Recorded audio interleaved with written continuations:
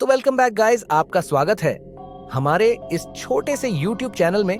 अगर आपको कहानी अच्छी लगे तो लाइक और सब्सक्राइब जरूर करना। तो आज कहानी है एक पीपल के पेड़ की। तो स्टार्ट करते हैं। गांव के रास्ते पर चलते हुए मेरे मन में एक अजीब सी बेचैनी थी। आजकल मुझे लगता था कि मेरे भीतर कुछ अनकहा सा है, कुछ ऐसा जो मैं न जाने क्यों समझ नहीं पा रहा था। दिन भर की मेहनत के बाद जब मैं घर लौटता तो गांव की गलियां मुझे एक दूसरे तरह से महसूस होती थी। जैसे जैसे मैंने रास्ता तय किया, हर कदम पर गांव के पुराने चेहरे, पुरानी बातों और उन अदृश्य यादों की हल्की सी झलक मुझे मिलती। मेरे साथ हमेशा एक सवाल रहता था, क्या हम कभी किसी रहस्य को पूरी तरह सुलझा सकते हैं? क्या उस पीपल के पेड़ के बारे में जो लोग कहते थे वह सच था? गांव में सब लोग उस पेड़ से डरते थे और हर कोई यही कहता था, वो पेड़, वहां कुछ है जो हमें समझ नहीं आता। वह पेड़ गांव के बाहर था, सड़क के किनारे एक अंधेरे इलाके में, बहुत पुराना, बहुत भयानक। मैं अक्सर सुनता था कि वहां से गुजरते समय लोग डरते हुए अपनी निगाहें चुराते थे और बच्चों को कभी भी वहां नहीं जाने दिया जाता था। यादें जो मैं कभी भूलने की कोशिश करता, वे अब फिर से ताजगी से मेरे दिमाग में उभरने लगी थी। मैं जब भी उस पेड़ के बारे में सोचता, मुझे बुजुर्गों की आवाजें सुनाई देती, वो पेड़, वहां कुछ है जो हमें वापस खींचता है। जब मैंने साहिल से उस पेड़ के बारे में बात की थी तो वह बहुत उत्सुक हुआ था।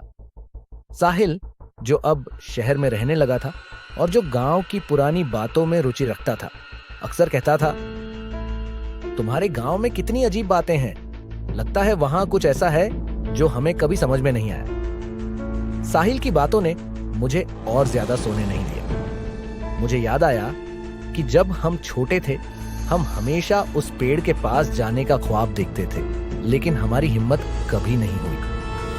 हमेशा लगता था कि वह पेड़ किसी तरह से जिंदा था। और अब जब साहिल ने इसे लेकर एक कदम बढ़ाया तो मेरी सिहरन और डर वापस आ गए थे। एक दिन साहिल ने मुझसे कहा, हम दोनों उस पेड़ के पास चलकर देखेंगे। अगर तुम डरते हो तो मैं तुम्हारे साथ हूं। उसकी बातों ने मुझे एक बार फिर साहस दिया और हम दोनों तय कर चुके थे कि हम उस रहस्यमय पेड़ के पास जाएंगे। साहिल और मैं दोनों के मन में सवाल थे और हम जानते थे कि यह कदम उठाना हमें कहीं ना कहीं ले जाएगा, लेकिन किस दिशा में, यह नहीं जानते थे। अगली सुबह साहिल और मैं अपने पुराने रास्ते से गांव के बाहर की ओर बढ़े। रास्ते में हम दोनों हंसी मजाक करते हुए चलते रहे, लेकिन हमारे दिमाग में वही खौफनाक पेड़ था। हमारा मन कह रहा था कि अगर हम वहां गए तो शायद वह पेड़ हमें कुछ और दिखाएगा, कुछ ऐसा जो हमें समझ नहीं आता।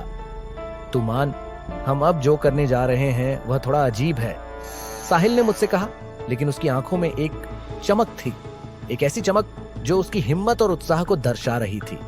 हम दोनों उस पेड़ के पास पहुंचे। पेड़ एक विशाल पीपल था जिसके नीचे घास और झाड़ियां घेर कर फैल गई थी। पेड़ के तने पर पुरानी खरोंचें थीं, जैसे कोई उसे बार बार छूने की कोशिश कर रहा हो। पेड़ के आसपास का वातावरण घना था और जैसे ही हम वहां पहुंचे, हवा अचानक ठंडी और चुप हो गई। यहाँ कोई तो है, मैंने कहा जब मुझे एक हल्की सी आवाज सुनाई दी, जैसे कोई धीमी हंसी कर रहा हो। साहिल ने कहा, तू सुन रहा है? लगता है कोई और भी यहाँ है। हम दोनों करीब गए और साहिल ने अपना कैमरा बाहर निकाला। जैसे ही उसने कैमरा ऑन किया, मुझे वह आवाज फिर से सुनाई दी, हंसी जो अब ज्यादा साफ थी। मैं घबराया हुआ था और मैंने साहिल से पूछा, क्या तुमने यह सुना? साहिल ने सिर झुकाकर देखा और कहा, मुझे कुछ भी नहीं सुनाई दे रहा। हम दोनों अब पेड़ के नीचे खड़े थे और मैंने देखा कि कुछ काले दाग पेड़ के नीचे थे। दाग ऐसे थे जैसे कोई खून से भर चुका हो। मैंने साहिल से कहा, देख, यह क्या है? वह पास जाकर देखे तो उसकी आंखों में भी थोड़ी चिंता आ गई। हम दोनों ने देखा कि दाग के पास कुछ और चीजें पड़ी थीं, पुरानी कपड़े, एक धुंधला कड़ा और एक खंजर। यह सब कुछ बहुत अजीब लग रहा था। साहिल ने पूछा, क्या ये कुछ पुरानी चीजें हैं? हम दोनों अब पूरी तरह से घबराए हुए थे। साहिल ने उत्सुकता से खंजर को उठाने का फैसला किया। क्या हमें इसे उठाना चाहिए? मैंने पूछा। साहिल ने कहा, हमें पता करना होगा। लेकिन जैसे ही साहिल ने खंजर को उठाया, पेड़ के पास से एक और आवाज आई, एक धीमी सांस लेने की आवाज। मेरी त्वचा पर रोंगटे खड़े हो गए और मुझे ऐसा महसूस हुआ जैसे कुछ हमें देख रहा हो। हमने इधर उधर देखा, लेकिन वहां कोई नहीं था। अचानक हमें वह गहरी आवाज फिर से सुनाई दी, यहां से मत जाओ। जब हमें वह गहरी आवाज फिर से सुनाई दी तो हमारे कदम रुक गए। साहिल और मैं दोनों चुपचाप खड़े थे, जैसे कुछ समझ नहीं पा रहे हों। एक डर था, एक शंका जो हमारे दिलों में गहराई तक समा गई थी। पेड़ के पास से वह आवाज बार बार आती रही, लेकिन हमें दिखाने के लिए कुछ नहीं था। अचानक हवा में एक अजीब सी गंध घुलने लगी, जैसे वह पेड़ अपनी साएं साएं को हमारे पास लाकर छोड़ रहा हो। क्या यह सचमुच भूतिया है? मैंने साहिल से धीमे स्वर में पूछा, लेकिन साहिल ने अपनी नजरें पेड़ से हटाई और कहा, मुझे लगता है यह कुछ ज्यादा है। हम दोनों एक दूसरे को देखकर कुछ कहने वाले थे कि तभी उस अंधेरे में एक हल्की सी झिलमिलाहट दिखाई दी और वह हंसी फिर से गूंज उठी। इस बार वह हंसी इतनी तेज और खौफनाक थी कि हम दोनों के शरीर में झुरझुरी आ गई। जैसे ही हमने एक कदम पीछे बढ़ाया, पेड़ के पास से एक हल्का सा गड़गड़ाहट हुआ और कुछ काले धुएं की तरह कुछ बाहर आया। क्या यह? साहिल ने अपनी आवाज को दबाया। यह वह समय था जब दोनों ने महसूस किया कि यह कुछ और था और वह कुछ और धीरे धीरे हमारे पास आ रहा था। तभी हमें याद आया कि हमने पेड़ के नीचे जो खंजर और कड़ा पाया था, वह तो इस पूरी जगह से जुड़ा था। शायद वह चीजें किसी पुराने समय से थीं और उन चीजों के माध्यम से कुछ घटनाएं आज भी जीवित थीं। हमारे दिमाग में अचानक अंजलि का ख्याल आया। वह इस रहस्य को समझने के लिए हमारी मदद करने वाली थी, लेकिन अब तक वह आई नहीं थी। साहिल और मैं कुछ और देर तक खड़े रहे, लेकिन हमें अब और वहां रहना खतरनाक लगने लगा। हम दोनों डर के मारे पीछे की ओर बढ़ने लगे, लेकिन जैसे ही हम मुड़े, हमें फिर से वह आवाज सुनाई दी, यहां से मत जाओ। हम दोनों फिर से वहीं खड़े हो गए। अब हमें यकीन हो गया था कि कुछ तो था जो हमें रोक रहा था और वह कुछ हमें अपने साथ खींचना चाहता था। तभी हम दोनों को अचानक याद आया कि अंजलि, जो भूतिया घटनाओं पर रिसर्च करती थी, वह इस रहस्य का पता लगाने के लिए आ रही थी। अंजलि का नाम सुनते ही साहिल और मैंने राहत की सांस ली। वह हमसे कुछ दूरी पर खड़ी हुई थी और उसकी आंखों में वही आत्मविश्वास था जो उसे हमेशा से था।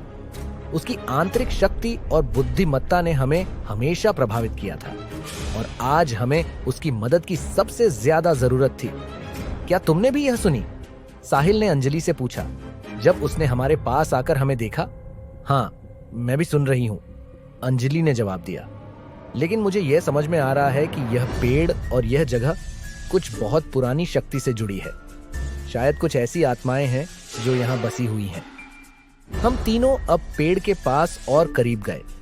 पेड़ के पास एक घना और अंधेरा वातावरण था और जब हम पेड़ के नीचे पहुंचे तो हमने देखा कि कुछ और अजीब चीजें थीं, जैसे कुछ मांस के टुकड़े जो अब तक सफेद हो चुके थे और वह कड़ा जो अब धीरे धीरे हिलने लगा था। अंजलि ने हमें सचेत किया, यह सिर्फ एक पुराना भूतिया क्षेत्र नहीं है, बल्कि यहाँ बहुत कुछ छिपा हुआ है। साहिल और मैं अब समझने लगे थे कि यह जगह कोई साधारण जगह नहीं थी। जैसे ही हम वहां खड़े थे, हमें महसूस हुआ कि हवा में कुछ घना और भारी था और फिर एक और आवाज आई, तुम लोग यहाँ क्यों आए हो? यह आवाज इतनी धीमी और भयंकर थी कि हमारे शरीर में कांटे खड़े हो गए। हम तीनों एक दूसरे को देखकर खड़े रहे और तभी अंजलि ने कहा, यह आवाज किसी आत्मा की हो सकती है, हमें इसे शांत करने का कोई तरीका खोजना होगा। हम तीनों ने मिलकर पेड़ के पास एक गोल घेरा बनाया और ध्यान से सुना। एक लंबी खामोशी के बाद हम सभी को महसूस हुआ कि पेड़ के नीचे कुछ हलचल हो रही थी। अचानक पेड़ से एक कटा हुआ हाथ गिरा जो किसी इंसान का हाथ था। हम तीनों कांपते हुए पीछे हट गए। क्या यह वही हाथ है? मैंने डरते हुए पूछा। अंजलि ने शांति से जवाब दिया, हाँ, यह उसी समय का प्रतीक हो सकता है जब यह घटना घटी थी। यह शायद उसी आत्मा का हाथ है जिसने अपनी जान दी थी। पेड़ से निकलने वाली धुआंधार परछाई एक आकार में बदलने लगी और हम तीनों को महसूस हुआ कि यह वह आत्मा है जो हमसे कुछ चाहती है। वह छाया धीरे धीरे हमारे पास आई और हमारी तरफ देखते हुए बोली, तुम नहीं समझ पाओगे कि मैंने क्या किया। जो मुझे भूल गए वे कभी नहीं बच पाएंगे। साहिल, जो पहले काफी साहसी था, अब डर के मारे कांप रहा था। अंजलि ने अपने हाथ में पुस्तक उठाई और कुछ पुरानी लकीरों को पढ़ना शुरू किया। यह आत्मा शांति की तलाश में है, अंजलि ने कहा। हमें इसे शांति देनी होगी, लेकिन अगर हम इसे निपटाते हैं तो वह हमेशा के लिए चैन से सो सकता है। जैसे ही अंजलि ने मंत्र पूरा किया, वह भूत कमजोर हुआ और उसकी आंखों में एक हल्की सी चमक आई। फिर धीरे धीरे वह गायब हो गया और पेड़ की परछाई भी हल्की हो गई। हवा में शांति छा गई और अंधेरा कुछ कम हो गया। अगली सुबह पेड़ के पास का वातावरण पूरी तरह से बदल चुका था। जहां पहले वह अंधेरा और रहस्यमय था, वहीं अब वह पेड़ हल्का, खुशमिजाज और जीवन से भरा हुआ प्रतीत हो रहा था। जैसे ही सूरज की किरणें पेड़ की शाखाओं से होकर छनने लगीं, हम तीनों को महसूस हुआ कि जो भी हुआ था वह अब समाप्त हो चुका था। हमने जो किया वह सही था, रवि ने कहा, लेकिन अब हमें इस जगह को छोड़ देना चाहिए। हाँ, अंजलि ने जवाब दिया, यह हमारी जीत थी, लेकिन अब इस पेड़ से कुछ और नहीं छेड़ना चाहिए। साहिल ने एक लंबी सांस ली और कहा, जो कुछ भी हमने देखा और महसूस किया वह सच था, लेकिन मुझे अब समझ में आ गया है कि कुछ चीजों को जानने से बेहतर है उन्हें छोड़ देना। हम तीनों ने धीरे धीरे वहां से वापसी की और जैसे ही हम गांव की तरफ बढ़े, हमें महसूस हुआ कि हम इस रहस्य से अब मुक्त हो चुके थे। हालांकि हम जानते थे कि इस घटना ने हमारी जिंदगी को हमेशा के लिए बदल दिया था। गांव में वापस लौटने पर हम किसी से भी इस घटना के बारे में बात नहीं करना चाहते थे। हम तीनों जानते थे कि कभी-कभी कुछ रहस्यों को जानकर भी हमें उन्हें भूल जाना चाहिए, क्योंकि कुछ चीजें केवल समझने के लिए नहीं बल्कि अनदेखी करने के लिए होती हैं।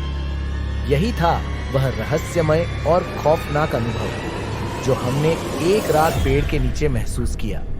इसने हमें यह सिखाया कि जीवन में कुछ राज ऐसे होते हैं जो हमेशा के लिए हमारे साथ रहते हैं और कभी-कभी उन्हें सुलझाने की बजाय हमें उन्हें छोड़ देना चाहिए। Thanks for watching.